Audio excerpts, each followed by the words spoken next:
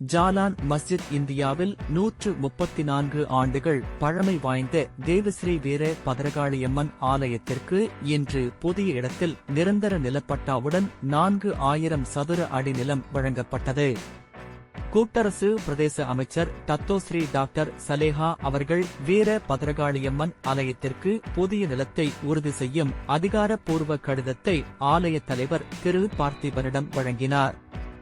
தற்போது கோவில் அமைந்துள்ள 50 மீட்டர் தொலைவில் புதிய நிலம் வழங்கப்பட்டிருப்பது மிகவும் பாராட்டுக்குரியது என்று ம.இ.க. தேசிய துணைத் தலைவரும் டாப்பா நாடாளுமன்ற உறுப்பினருமான டத்தோஸ்ரீ மோ சரவணன் தெரிவித்தார். இப்போது வழங்கப்பட்டுள்ள நிலப்பட்டாவானது நிரந்தர அந்தஸ்துக்குரியதாகும். இதன் மூலம் இந்த கோவிலுக்கு நிரந்தர தீர்வு காணப்பட்டுள்ளது. புதிய ஆலயம் கட்டி முடிக்கும் வரை பழைய இடத்திலேயே ஆலயம் தொடர்ந்து செயல்படும்.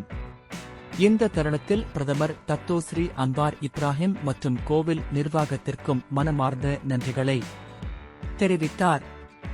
நாம் அனைவரும் ஒற்றுமையாக இருந்து போராடினால் எதையும் சாதிக்க முடியும் என்பதற்கு இது ஒரு எடுத்துக்காட்டு. இந்த வெற்றியானது சமுதாயத்திற்கு கிடைத்த மிகப்பெரிய வெற்றியாகும்.